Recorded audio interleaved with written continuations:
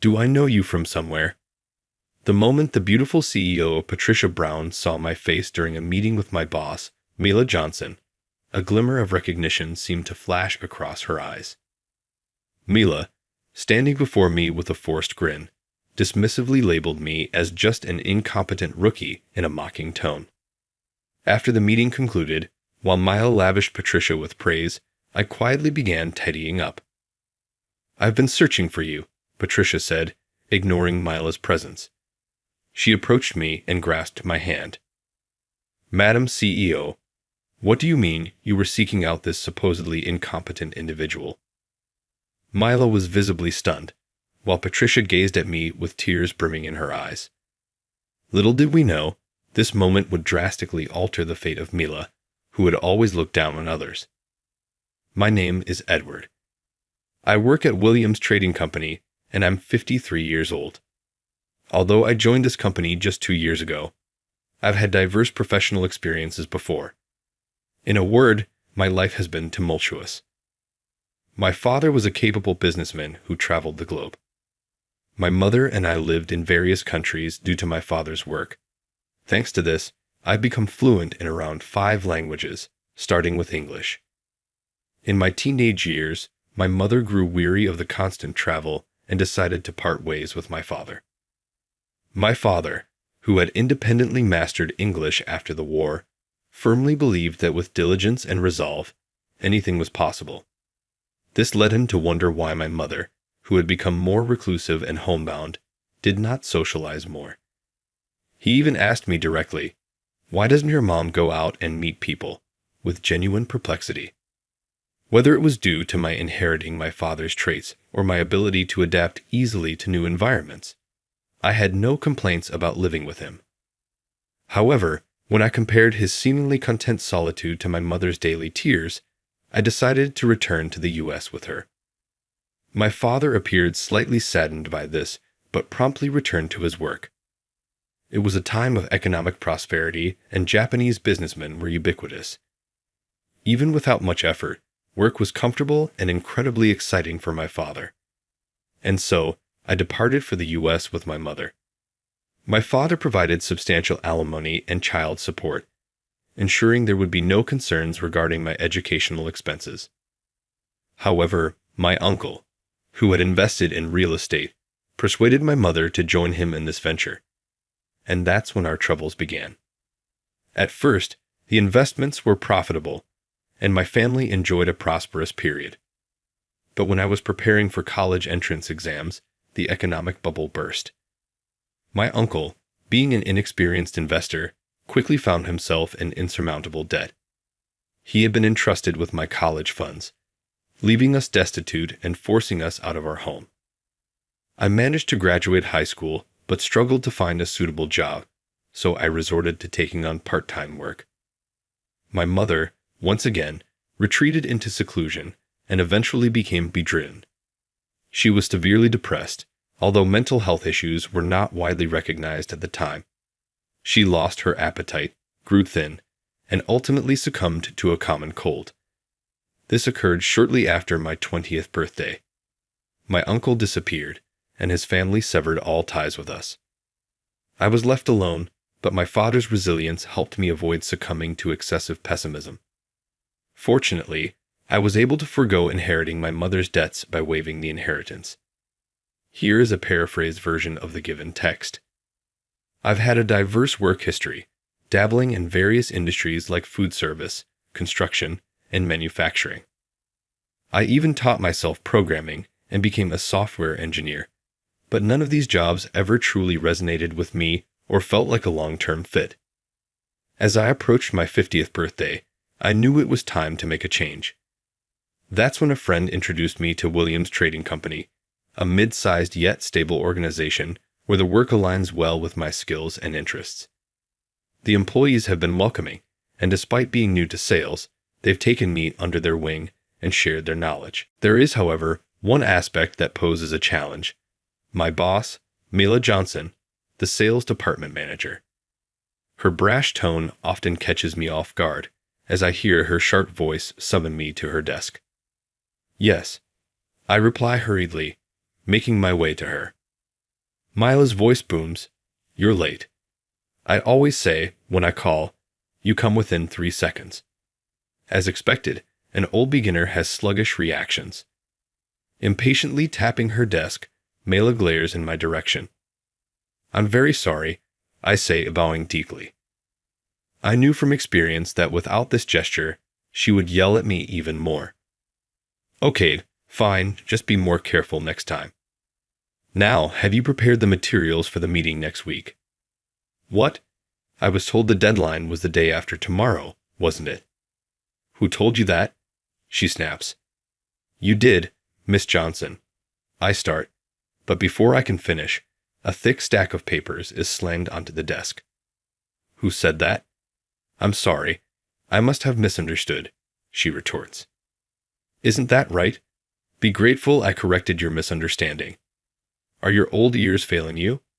Hey, why are you just standing there? Hurry up and get the materials ready. Yes, thank you. Excuse me. I respond politely and turn to go back to my desk. Again, I think to myself, since the day I was assigned here, Mela has singled me out, finding faults and going back on her words just to attack me. Why is this happening? Is it because I'm a 50-year-old beginner? My coworker next to me gave me a compassionate expression. Our gazes locked, and we exchanged wry grins, yet we remained silent. Once, when a colleague attempted to assist me by offering extra resources, Mela witnessed it and harshly reprimanded me. Naturally, I was the one who faced the consequences. Apparently, I was not supposed to bother my busy colleagues. Since then, everyone realized that showing kindness towards me in Mila's presence would lead to even worse treatment, so they refrained from speaking up openly. However, they would discreetly lend me a hand when Mila was not around. That's why I can't quit, I thought to myself. Besides, I don't dislike the sales work. I'm truly my father's son, I mused, feeling somewhat amused. Still, what should I do about Mela's attitude? As I hastily prepared the materials, I thought, I suppose I'll have to work at least 2 days ahead of any deadline, not trusting the given dates. I'll strive to stay on top of my tasks. Edward, what about those materials? Here it is, Edward, the estimate for the upcoming project. It's all done. I've also secured approval from the manufacturing division. My strategy was working, and even Mela couldn't find fault with it. My coworkers were impressed, saying, Edward, you're exceptional. I thought I could finally unwind, but I soon realized how mistaken that assumption was. At first, Mela seemed taken aback and would respond with phrases like, oh, okay, or well, that's fine. However, she quickly started becoming irritated. It seemed that not being able to vent her frustrations on me was only increasing her stress. Edward. Her voice was already laced with rage when she called out to me. Yes, what is the matter? You know, she'd had summoned me, but she didn't seem to have any criticism to voice. I mentally reviewed my tasks, trying to identify anything she could potentially fault. Nothing. I was safe. I told myself not to cower in front of Mela and stood before her with a serious expression. Mela glared at me, her body trembling with anger. She was probably searching for a reason to blame me. After staring at me for a while, her face suddenly brightened, as if she had just thought of something. Edward, that plant over there is wilting. Have you been watering it? You haven't, have you? This is negligence. The supervisor, Miss Johnson, suddenly shifted the blame onto me, even though the issue had nothing to do with my work duties. I gently explained, Miss Johnson, that plant belongs to you, and I was instructed not to touch it. However, my response only fueled her outrage. She scolded me, asserting that as the newest team member, I should be responsible for the plant's care, implying that a younger manager's plant should not be allowed to die. As she slammed the documents on the desk, her anger seemed more intense than usual, perhaps because she had not found a reason to express it lately. Breathing heavily, Mela concluded with an oddly satisfied expression. Regardless, you may be experienced, but you're new to this department. You need to be attentive to everything and not annoy me." I understood her fervent request. Regardless of my efforts or lack thereof, it made no difference to Mila. She was merely venting her own anxieties upon me. Unbelievable. At this rate, she'll find fault even with the spotless windows. I sighed as I returned to my desk, noticing my coworkers observing us with tense expressions. Even the kindest individuals must suspect a reason behind Miss Johnson's targeted treatment of me. I felt utterly dejected, yet deep within, my resolve began to grow. Very well, if that's how it must be, I'll prove my worth through my work. I started working even more diligently than before. I studied our products thoroughly, visited the factory, and gathered data about their strengths. I incorporated this knowledge into my presentations and pitched to clients. The outcomes were positive, and I secured several contracts. Excellent. If I keep demonstrating my capabilities, even Miss Johnson will have to acknowledge me. And age is irrelevant. So I continued achieving results. Of course, as Mila instructed, I also tended to the plants. It seemed that Mila's attitude towards me was gradually improving. Johnson couldn't criticize the situation. Additionally, her annoyed demeanor had softened recently. At last, my hard work is yielding results, I began to think. However, Mila still had no plans to welcome me as a co-worker. I understood this just a fortnight later. "Edward, come over here for a bit," Mila addressed me, surprisingly upbeat. "Of course, what's the matter?" I promptly made my way to her desk. The company we're set to sign a new deal with is highly significant. I'm the one assigned to go, but Edward, you'll be joining me. I couldn't believe it when she asked me to accompany her to meet such an important client. "Yes, you've been doing well with some smaller deals recently. This is a great chance for you to learn from a big project. I'll be the main contact, so you can just observe and learn from me," Mila said, surprisingly making a lot of sense. I was too stunned to respond at first. "What? Do you have a problem?" She glared at me, some things never changing. "I'm honored. Thank you for the opportunity," I managed to say. "My pleasure," Mila replied, her grin a bit unsettling. But I was too excited about the new project to worry about it. Mila introduced herself with practiced ease. "Nice to meet you. I'm Mila Johnson, sales manager at Williams Trading," handing her card to the CEO, Patricia Brown, of Castle Mountain. "Thank you. And who is this?" Patricia said, looking at me. I was overwhelmed by her stunning beauty as we met for the first time. I'm Edward," I stammered, quickly handing over my own business card. Here's a paraphrased version of the given text. As I presented my company's offerings, Patricia examined my ID card, then peered curiously at my face. "Forgive me, but have we crossed paths before?" she murmured, as if trying to recall a past encounter. Before I could respond, Mila interjected dismissively, "He's just a rookie, nothing more." Then, addressing Patricia directly, she said in a mocking tone, "Miss Brown, we're truly grateful that you've chosen to work with our company once again." I knew that Patricia had founded Castle Mountain, a rapidly growing business specializing in beauty products for women. Their interest in the items handled by Williams Trading had led to this potential partnership. "Not at all, the pleasure is ours," Patricia replied warmly. "It's an honor to have our sales manager herself, accompanied by an experienced staff member, visit us today. I'm confident you'll be able to address any questions or requests we may have." Compared to the poised and elegant Patricia, the tall and sharp-featured Mila struck me as undeniably beautiful, but in a more abrasive manner.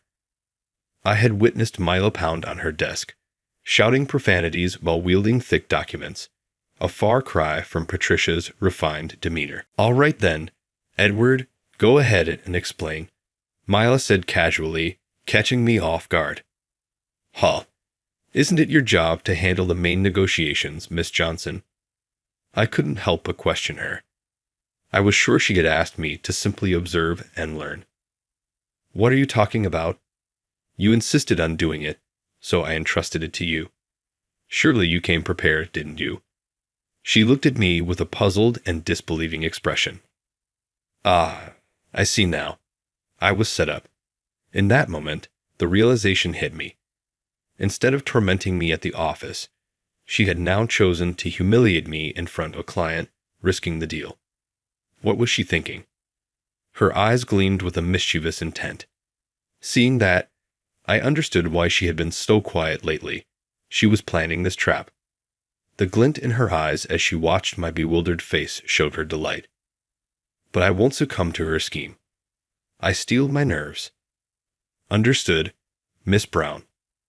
Please take a look at these documents, I said, taking out the contract materials from my briefcase and handing them to Patricia. Then I began my explanation. Hold on a minute, Miss Johnson. Handing the paperwork to Mila, I saw her eyes widen in surprise. Undeterred, I pressed on with my detailed account. Patricia observed quietly, allowing me to complete my explanation without interruption. Once finished, I inquired, Patricia, do you have any queries? Certainly, your presentation was clear. I'll compile my questions and send them to you via email. Please address those when you can. We firmly shook hands, signaling the successful conclusion of our discussion. Mela, her expression one of bewilderment, asked, Does this mean? The contract will proceed as planned, with Edward leading the way. I heard Mila grinding her teeth beside me, but I immediately accepted the role without hesitation. Mela could no longer contain her voice. What? Edward, you? However, Patricia's calm voice cut through the tension. By the way, both Mela and I turned to Patricia, who revealed, I've been looking for you, brother. I couldn't help but cry out in surprise. What? Brother? Mila seemed equally shocked. Patricia explained, Yes, brother. I'm your half-sister, Patricia Brown. My father, James Smith, often spoke of his son, Edward, whom he assumed had taken his mother's maiden name, Edward. She approached me with a smile, noting the resemblance in our demeanor and expressions during business meetings. I was taken aback by Patricia's revelation, but her account sounded credible. After all, she had no reason to be dishonest with me as we worked to finalize a business agreement. Her words evoked vivid recollections of my father, stirring emotions within me. I'm surprised, yet I'm grateful for this information. I've been on my own since my mother's passing. Unfortunately, I lost contact with my father, and he passed away 3 years ago. Patricia nodded solemnly. Yes, your father was a remarkable individual, and I cherished him. He was always concerned about your well-being. After the economic downturn, he came to the United States once in search of you, but your mother's family had dispersed, and he couldn't locate you. I felt a sense of joy upon realizing that my father had indeed made efforts to find me, even though he had seemingly forgotten about me. As Patricia and I continued our conversation, Mila, who had been overlooked, interjected with an irritated tone, requesting that I sign the contract. Without hesitation, I agreed, and Patricia swiftly signed the documents, attempting to hand them to me. However, Mila swiftly snatched the papers away, declaring that it was time for us to leave. Ignoring the puzzled expressions of Patricia and myself, Mila hurriedly departed, with me following behind. As we returned to the office, Mila suddenly turned to face me, her expression resembling a terrifying demonic mask. In a strained, low voice, she expressed her desire to have a serious discussion, questioning why the materials I had prepared for Castle Mountain differed from the ones she had instructed me to create, as they contained more detailed information than she had requested. When I received a hasty note from you, Mela, instructing me to create materials based on its contents, I did so. However, I felt the resulting materials might not adequately convey our products to the client. So, I put together additional information I believed the client would find useful and prepared my own set of materials, keeping them in my bag as a supplement in case your explanation fell short. Since you told me to explain, but didn't provide the materials you intended to use, I had no choice but to rely on my own, I explained. Are you saying this is my fault? Mela exclaimed, clearly displeased with my response. Ultimately, the client understood the materials well, so it's not a problem, is it? Yes, and this Patricia Brown business, is she your sister? Long lost. It was quite the emotional display. There seems to be quite an age gap between you two. Your father must have been quite the active older man. How distasteful. Mila's mocking words struck a nerve.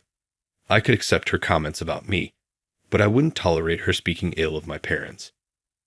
Miss Johnson, that remark was inappropriate and a violation of company compliance. Excuse me, are you upset? Mela asked, pushing my shoulder firmly. The force caused me to stumble a bit. Stumbling from a woman's push. You must be getting old, she scoffed. Your arrogant colleague said you'd be the lead, but you should decline. Tell her I should be the one in charge instead. My stumbling has nothing to do with my role at Castle Mountain. I have no plans to step down from the position I was assigned, I insisted. Our heated exchange drew the attention of the lobby's occupants, but we were too engrossed in the argument to notice. Suddenly, a booming voice interrupted us. Enough. Both of you, stop this right now. It was John Williams, the president of Williams Trading, standing with a stern expression. Mr. President, Mila gasped, covering her mouth with both hands. Look around. Everyone heard your dispute. Now, come to my office. We'll continue this there, he commanded with undeniable authority, and Mila and I followed. Yes, I apologize, I said sincerely. Good. And you, Miss Johnson? Reluctantly, Mila and I followed the supervisor to the president's office, a place we seldom visited.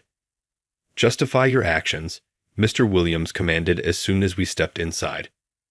Eager to understand Mila's perspective, I chose to remain silent, but I instantly regretted my decision, for her explanation was nothing but a flagrant falsehood. She accused me of neglecting my responsibilities and mistreating my junior coworkers, claiming she had repeatedly tried to steer me in the right direction. But I had failed to make any progress, so she had brought me to the Castle Mountain meeting to demonstrate proper job performance. Instead, I disregarded my responsibilities and chatted with a relative, then secured the position through my personal connections. According to her, I should have declined the offer, but I shamelessly accepted it, displaying a complete lack of professionalism. She argued that someone as old and dishonorable as me deserves termination, and should be replaced with younger, more compliant employees. That's her account. Do you have any counterarguments, Edward? Mr. Williams looked at me, his eyes cold as he glanced at Mila, who was panting after her tirade. Yes, I have numerous counterarguments, I said, and then I systematically refuted Mila's accusations. I explained that I never neglected my duties or dominated my colleagues. I added that my coworkers could verify this. I mentioned that Mila's constant harassment and tantrums had been unbearable, and that I kept records and occasionally recorded her behavior on my phone. I provided that as evidence later. Regarding today's meeting, Miss Johnson only instructed me to observe and learn, but suddenly, without giving me any materials, she told me to present to the client. It was clearly an attempt to humiliate me. The client chose me over Miss Johnson for the crucial deal because they recognized my ability to keep business and personal matters separate. When Miss Johnson suggested I prioritized personal affairs, I explained that while I had recently discovered the CEO of Castle Mountain as my half-sibling, this was only discussed after the business was completed, and the client understood the distinction. I disclosed everything to the president, despite Mila's attempts to interrupt. Though the president seemed troubled by the revelation, he left the room to ponder it. Afterward, Mila warned me that I had overshared, reminding me to be discreet, mindful of the surveillance cameras in the office. I apologize for the delay, said Mr. Williams after a moment, his expression now visibly frustrated. I just spoke with Miss Brown from Castle Mountain. Her account aligns exactly with what Mr. Edward reported. That's because she's his sister. She's obviously trying to cover for him. Mela turned pale and nearly shouted. I simply asked her about the meeting, without sharing your version or Mr. Edward's. So, Patricia had indeed told the truth. Of course she had. Even if she weren't his sister, she wouldn't lie to protect Mila. What made her think she could get away with this? Miss Johnson, you've made a serious mistake. You attempted to sabotage an important meeting by humiliating Mr. Edward in front of a client. What would you have done if we lost the contract? Blame him and hope it wouldn't be discovered? Furthermore, your daily conduct is a major concern. We will investigate this matter.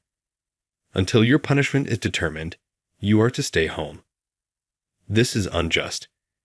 You're going to keep this useless old man who bounces from job to job and get rid of me, someone valuable.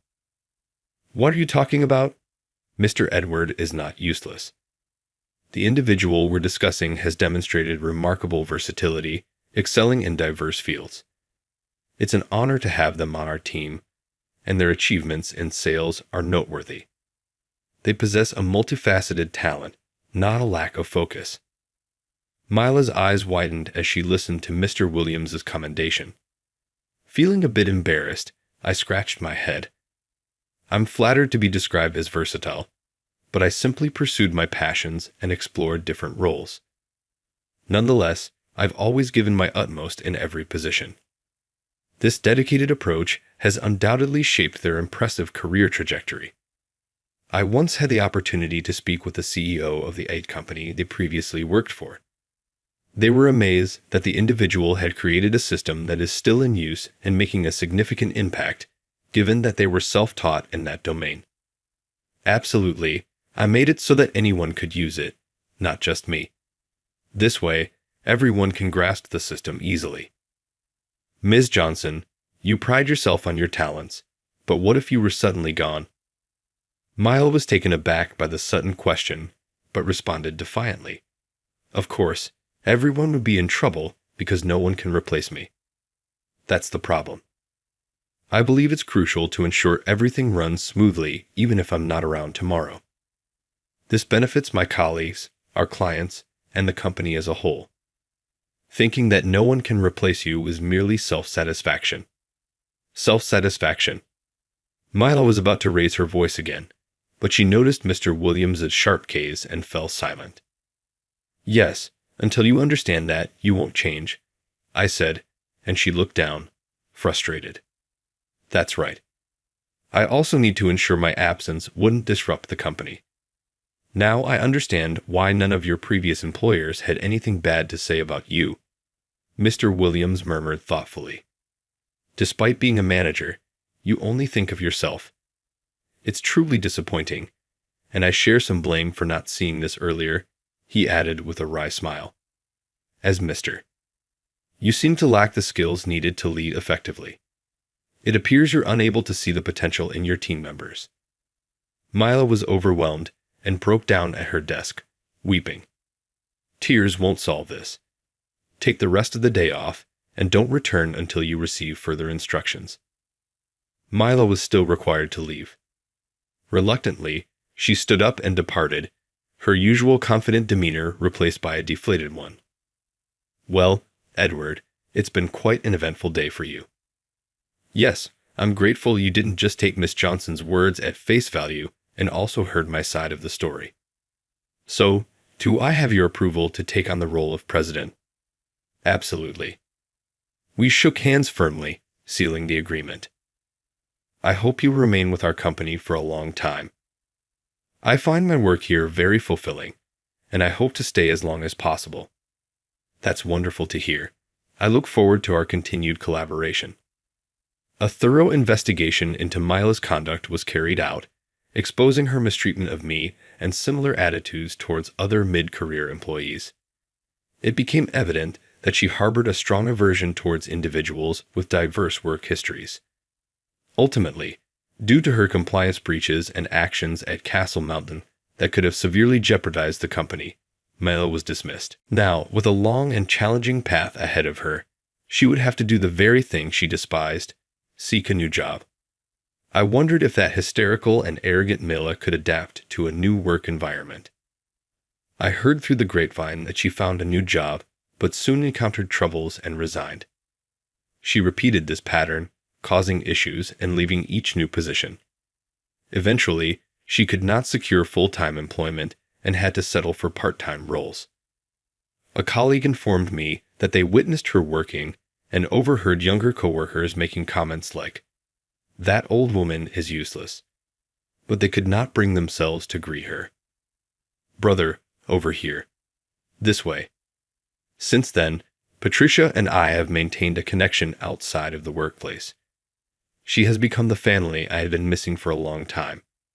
Today, she brought me to visit our father's grave. It's been a long time, nearly 3 decades, since that fateful day. As I stand before this modest grave, I join my hands in a respectful gesture, conveying my heartfelt greetings to the one who rests beneath. Eventually, I followed in your footsteps and became a salesman. While I may not be exploring the globe, I find fulfillment in my work.